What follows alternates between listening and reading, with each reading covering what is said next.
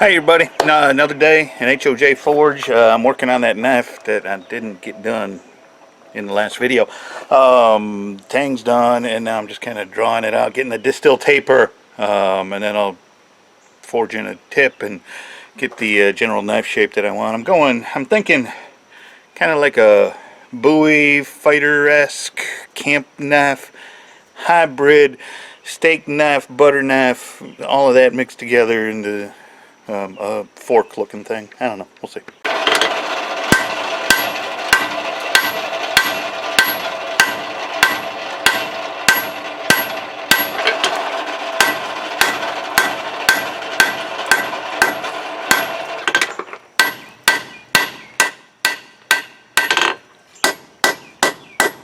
So hey, I got a new touch mark coming. So the old one was the HOJ, and then I guess you could call it the Jeep symbol below it.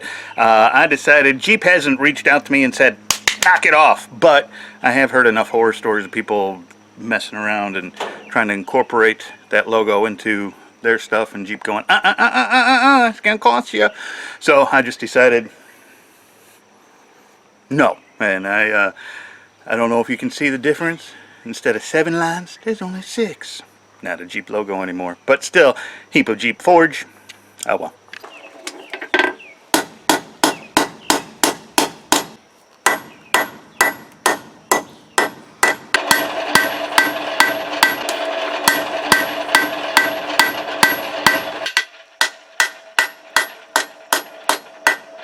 Alright, so here's the basic blade shape that I'm actually pretty happy with.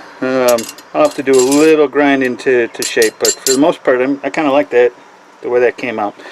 Now the ironic part is, if you ever watched any of my older videos from years and years ago, you know I do that peen texture on like those herb choppers and some blacksmith knives and things like that. I've never done any kind of texture on a decent knife, one that I was getting any kind of real money for. So after seeing Bert Foster's work and thinking, damn, that is a real nice marriage, I want to try it. I may screw everything up, but I'm going to take a straight peen, well, cross peen hammer, but with the straight peen, and do some lines in there. So when I grind it, there should be some zebra stripe looking thingies, I think.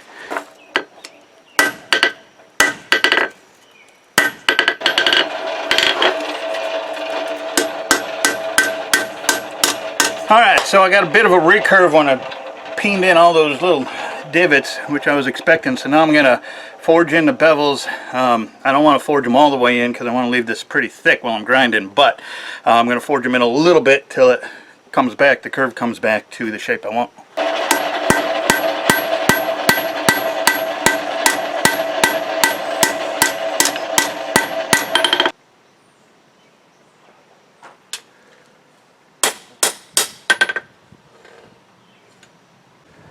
Alright, that's as good as it's going to get on the hand forging. I don't know if the peening texture is coming through, but it looks pretty cool as it is once the rest of it's cleaned up and shined up and looking all pretty, and it's really ground. I mean, I got some odd shapes in there that I got to grind down, but overall, pretty happy with it. I guess it's going to be about an 8-inch blade, 8.5-inch blade, something like that. Yeah, it's going to be a nice knife. So let's get to grinding, but I got to go do some stuff, so I'll be back in a couple hours. So let's fast forward 2 hours. Here we are, 2 hours later. Safety first.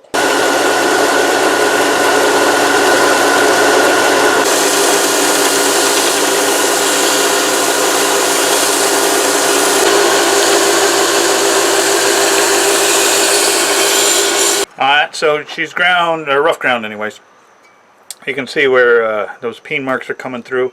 I'm a big believer in less is more, but that less is just a little too much less. So I'm actually going to take the angle grinder and just enhance it a little bit.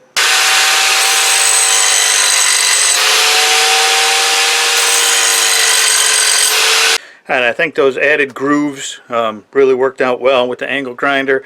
The grain is all normalized now. I'm going to do just a hair bit more grinding on it before I take it to the heat treat oven. So that's next, but I got to go eat dinner. But for you, it'll be right now. I'm actually going to take a little break from that knife because it's really hot today in Middle Tennessee. But look what just came in. Look what I just got in the mail. The new business cards are here. How cool is that? So that's exciting. And I just earlier today ran into the shop where I got some of my stuff.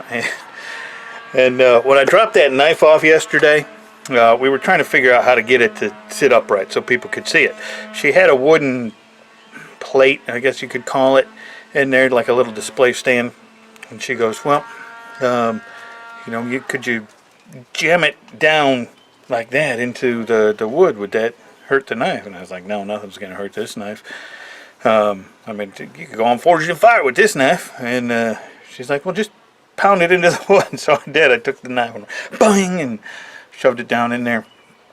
Today when I stopped in to take some other display stuff to her so she could put out my work, someone had grabbed the knife. We kept it up to keep it away from children because it was so sharp, but someone had grabbed the knife and looked at it and said they were going to buy it next time they came in, but then put it back and tried to put it like back in the same hole, so, you know, was resting it like that. Well, it wasn't in there tough, and someone bumped the cabinet it was sitting on, and down went the knife.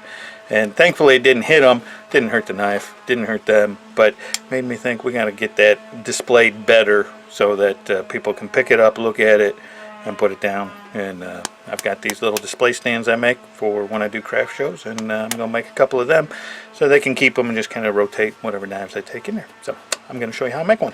So these little stands are great if you have some old pallet wood that's just kind of broken up and janky. If you like taking pallets apart and using the wood like I do, you're going to wind up with a lot of these because it just will. It's just what happens when you take pallets apart. Sometimes you lose some of the wood. But like this piece right here is perfect. It's got these nails sticking up, but I'm going to cut around those nails and just kind of cut a freehand design in here. You could draw it on there, but I'm just going to make it kind of wavy and just make the ends look kind of cool. I'll show you in a sec.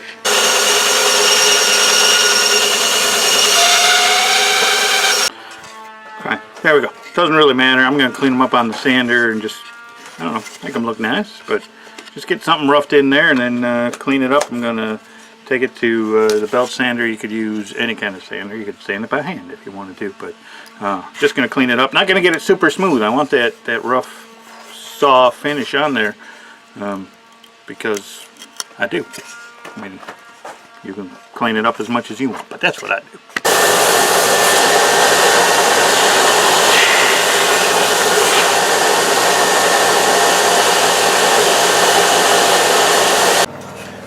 So you can see it left some of the saw marks in there. When it's smooth, it's not going to give you splinters or anything. But I'll burn the edges around there, so I wasn't real worried about, you know, burning it on the sander. I just got it to the shape I wanted. And there we go. So now I need to find a stick. I got to go out in the woods and find a stick that has a V that'll hold the handle part of the knife, and then a nice, good size chunky stick that'll I'll cut a groove into, and it'll hold the blade part of it.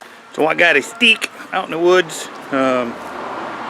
That'll work perfectly right there. Now when I put the knife in, I put the handle in the V part and like the blade to go down, and I like it angled down rather than flat. I like it angled down.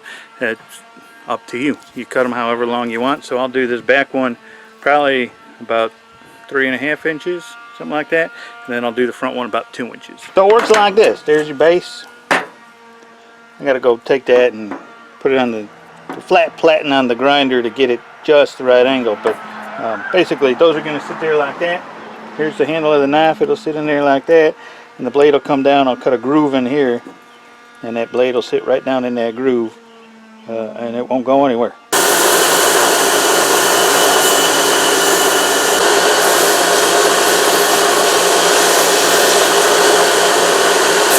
Alright, so I took it to the bandsaw, just cut a little groove out of it, and there we go.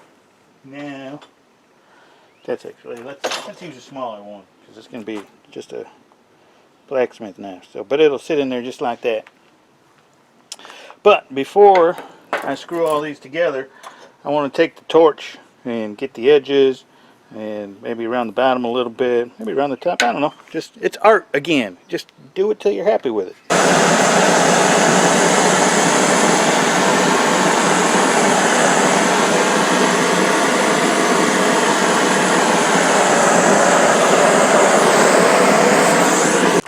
Alright, so I'm going to take them back to the belt sander, and just on the slack belt, just clean them up just ever so slightly. I like a lot of the charring left on there with just a little bit of the grain coming through, and I don't know, that just looks rustic to me. So I'm going to get it all glued together, and then some spray polyurethane, just a coat or two, and it's good to go. So there's that. Here's how it looks with the knife I'm working on in it. So this one came out pretty cool. I think it'll go good in the shop there. So it'll hold.